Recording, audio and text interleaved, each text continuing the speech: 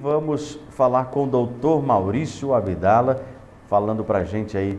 A minha dívida, doutor, nunca acaba. Será que acaba um dia? Pois é, todos nós temos dívidas, né? Às vezes grandes, às vezes pequenas, mas sempre temos. A minha primeira pergunta para o doutor Maurício é a seguinte: a minha dívida, assim como a do Márcio Soares, um dia acaba? Será? Vamos ver. Olá, Isaías. Olá, pessoal que acompanha aí o trabalho da CGC News, com as melhores notícias da semana e do dia, muito entretenimento, muita informação. É um prazer estar com vocês aqui novamente, tá? Isaías, é um assunto muito interessante, muito pertinente, né?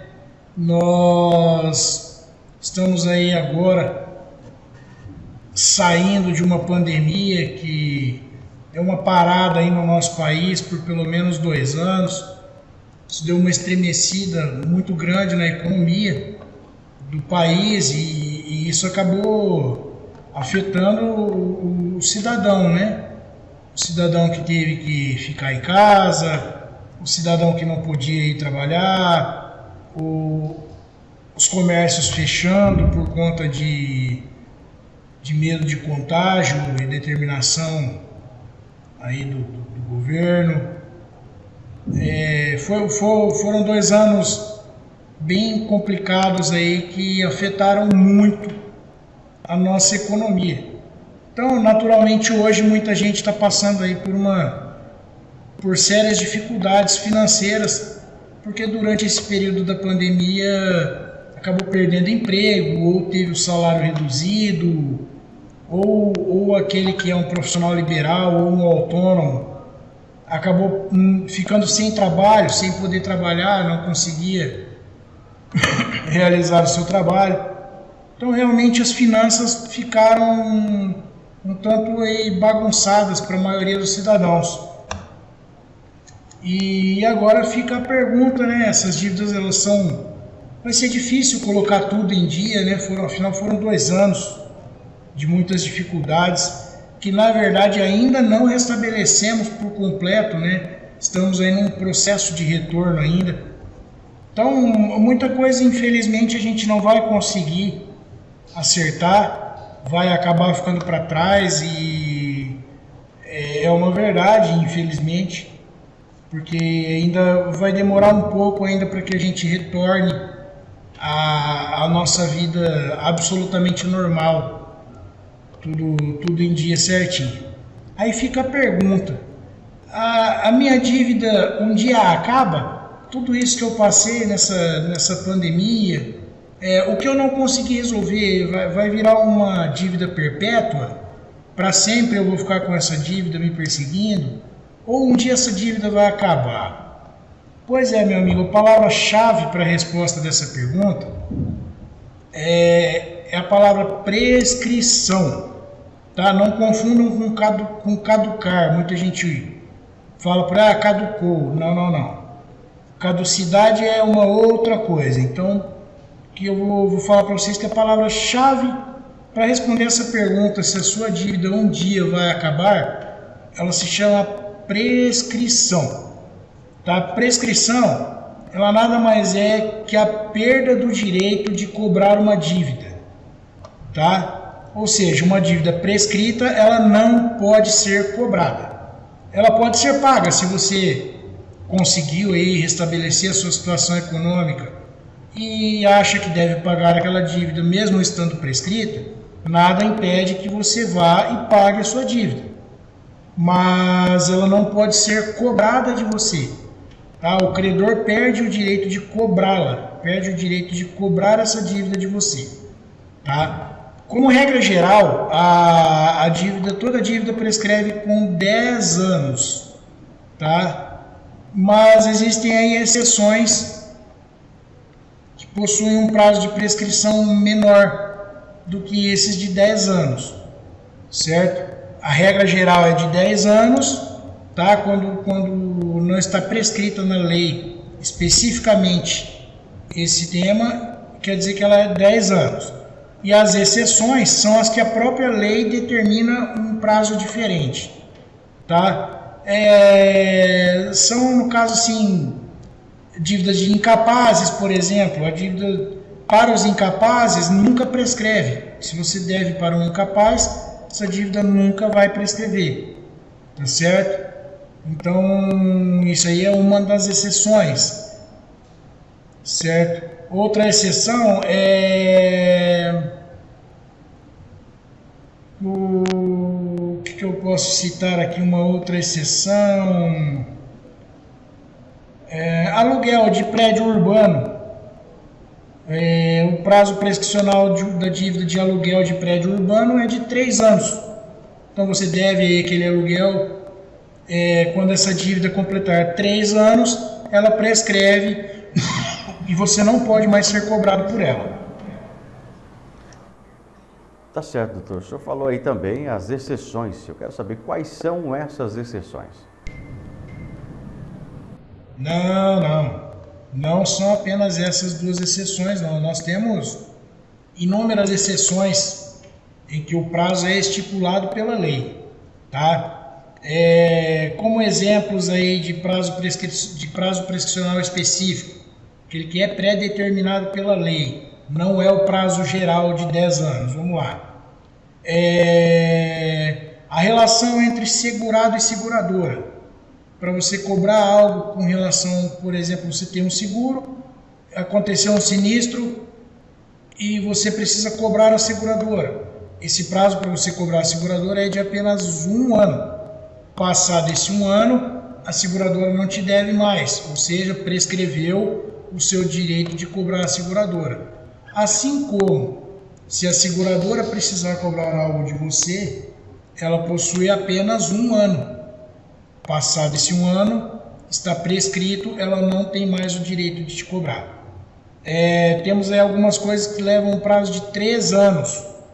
São os aluguéis de prédio urbano, como eu disse antes, também aluguéis de prédio rústico, também temos a prescrição do direito de cobrar reparações civis, são ali batida de carro, conserto de alguma coisa sua que alguém quebrou, estragou, as coisas do dia a dia nosso, assim, reparações civis comuns. Essas reparações, o prazo para a cobrança desse tipo de coisa é de apenas 3 anos, porque ele está prescrito dessa forma em lei, tá?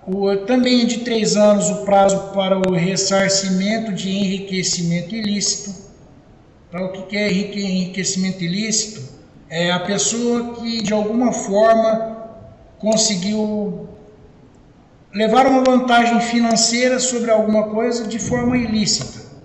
Por exemplo, um cheque prescrito para execução. O prazo para execução de cheque, por exemplo, é de 6 meses.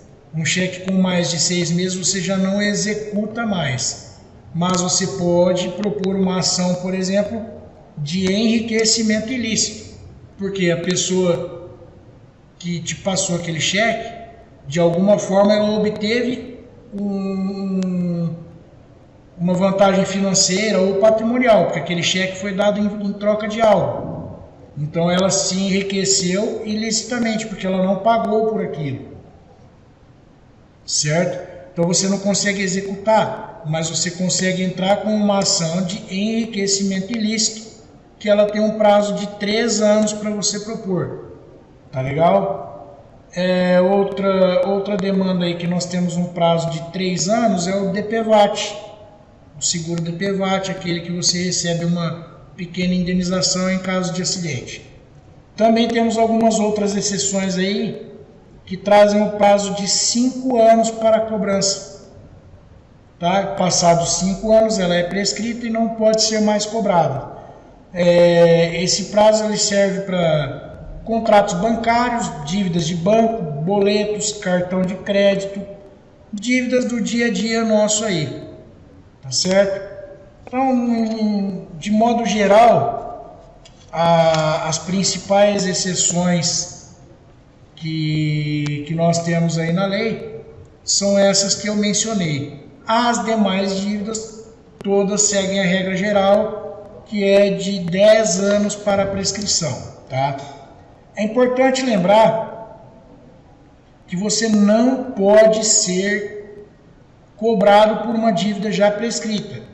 Tá? Então você não pode ser negativado no SPC, não pode ser negativado no Serasa, não pode sofrer uma ação de execução por conta dessa dívida. Você não pode ser cobrado de forma alguma por ela. Caso você seja cobrado por uma dívida já prescrita, procure um advogado, pois você tem o direito a uma indenização pelo dano moral sofrido diante da cobrança de uma dívida prescrita. Tá? Uma curiosidade que poucos sabem é como fica a prescrição de uma dívida que vai a protesto, por exemplo. Tá? Há uma grande dúvida aí que se o protesto suspende o prazo prescricional, se ele começa a contar novamente ou se segue como era, como estava. Então, é um pouco confuso na cabeça do pessoal aí. No caso de uma dívida protestada, o prazo de prescrição é reiniciado. Tá? Vamos supor que você tem uma dívida aí de cartão de crédito. O prazo prescricional do cartão de crédito é de 5 anos. Passados 5 anos, o banco perde o direito de cobrar esse cartão de crédito de você, certo? Agora, se lá, faltando um dia para completar 5 anos, o banco vai e protesta essa dívida sua. O prazo volta ao início. Então, o banco tem mais 5 anos aí para cobrar você a respeito dessa dívida. Tá legal? Então, o protesto, ele zera o prazo prescricional e recomeça a contagem. Tá? Independentemente de quando ele foi realizado. Se ele foi realizado no primeiro ano, vai ter mais 5. Se ele for no último ano, vai ter mais 5 também. Tá legal? Tá legal. E uma última pergunta, doutor, para a gente encerrar a nossa entrevista de hoje. Venderam a minha dívida. E aí, o que eu faço? Bom, vamos lá. Venderam sua dívida. Infelizmente, isso aí é algo que vem ocorrendo bastante através de alguns escritórios aí especializados em cobranças, né? Algumas empresas que vão principalmente em banco comprar contrato já vencido, que o banco desistiu de cobrar. E às vezes você está na sua casa lá e recebe uma ligação a respeito de uma cobrança de uma dívida que você já nem lembrava mais, tá? E muitas vezes essa dívida até já prescrita e você nem entende, porque o pessoal que está te ligando você nem conhece, nem sabe que devia para eles, afinal nem devia mesmo, até você entender que eles simplesmente compraram a sua dívida de alguém, você já passou muito aborrecimento aí e tá até meio perdido. Bom, esse procedimento chama-se, na verdade, juridicamente o termo correto é cessão de direito, né? Não é comprar a dívida. É uma cessão de direito, que é quando o credor passa o direito de cobrar a dívida para uma terceira pessoa, tá? Esse procedimento ele tem algumas minúcias que elas devem ser seguidas, senão essa cessão de direito aí, essa venda da sua dívida, ela não tem validade, tá? E o termo mais relevante para isso é a notificação. Por que eu digo que é o mais relevante? Porque ela normalmente sequer acontece. Tá? E essa falta de notificação, ela torna inválida essa cessão de direito. Resumindo, se ela é inválida, aquele que está te cobrando indevidamente, porque aquela dívida não é com ele. Ele está te cobrando algo que ele não tem. Então é uma cobrança indevida, que consequentemente gera a você um direito a uma indenização por dano moral. Tá certo? Então a primeira coisa que a gente tem que ter em mente, que é o mais relevante no caso de uma cessão de direito, né, que é a venda da dívida, se o devedor foi notificado dessa cessão. O credor, quando vai fazer a cessão, ele tem que notificar o devedor, informar: olha, devedor, eu estou passando a sua dívida comigo para o outro credor. A partir de agora, se você resolver pagar essa dívida, você deve pagar ao fulano e não mais a mim, certo? Enquanto não houver essa notificação do credor, não se pode falar em cessão de direito, tá legal? Ah, mas como saber se ela prescreveu ou se não prescreveu? O primeiro passo é ver se essa dívida não se encaixa em nenhuma das exceções que eu elenquei aí há pouco. Elenquei algumas exceções aí que nós temos: 1 ano, 3 anos, 5 anos. Se não se encaixa, o prazo da prescrição é de 10 anos. Verificou esse prazo? Verifica se essa dívida por acaso foi protestada. E se ela foi protestada, o prazo da prescrição deve ser após o protesto, certo? E verificou o protesto, fique atento, veja se o protesto não foi feito com ela já prescrita, porque se foi feita com ela já prescrita, esse protesto também vai perder a validade através de uma demanda judicial, claro, tá? Verificou o protesto, passa a correr o prazo prescricional. Se essa dívida já estiver prescrita, essa instituição que comprou a sua dívida não pode cobrar de você, tá ok? Então você não deve pagar para ele, a não ser que você queira pagar, tá? Bom, nesse caso o que você faz é exatamente isso: verifica a questão da prescrição e a questão da notificação. Se não houve notificação, não há cessão, seu débito ainda é com o credor original. Houve a notificação, verifica a prescrição. Não estava prescrita, você pode ser cobrado por esse terceiro que adquiriu o direito dessa cobrança, tá? A notificação, a ciência do devedor, ela é de extrema importância quando a gente trata de dívida, tá? Tanto que não só na cessão de direitos, que é a venda da dívida, como também no protesto, é exigida a notificação do devedor antes de que o protesto seja efetivado. Inscrição no Serasa e SPC, é imprescindível que haja a notificação do devedor de que aquela dívida será inscrita no SPC ou Serasa.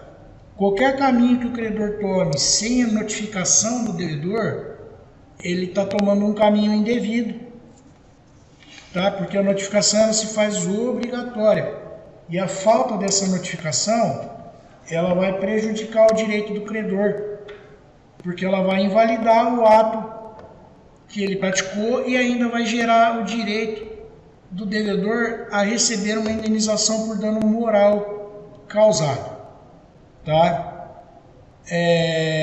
Pessoal, não se esqueça que dever dívida, ter dívidas no mercado não é crime. Todos estamos aí sujeitos a passar por momentos de dificuldade, e não é por conta não é pelo fator de você ter uma dívida com alguém que ele pode agir da maneira que bem entende. Então o devedor ele também tem os seus direitos, tá? O devedor também é resguardado pela legislação brasileira, e o credor tem o dever de seguir os ditames legais se ele quiser receber aquela dívida, ok? Então, por hoje era o que eu tinha a comentar aí sobre a dívida. E você, credor, lembre-se, corra atrás do seu devedor dentro das determinações legais e não perca tempo, porque o tempo também é crucial e faz com que você perca o seu direito de receber. Não esqueça de notificar o seu devedor, tá legal? Boa noite a todos, foi um prazer estar aqui com vocês, até a próxima. Muito bem. E se você tiver alguma dúvida, né? Se ficou alguma dúvida de toda essa explicação aí do Dr. Maurício Abdala, é só ligar para ele através do 14-4106-0156 ou através do 14-98107-1977 ou só ir até a Duque de Caxias 760, Sala 2, no Superposto Avenida, ou até mesmo mandar um e-mail para adv.abdala@yahoo.com.br.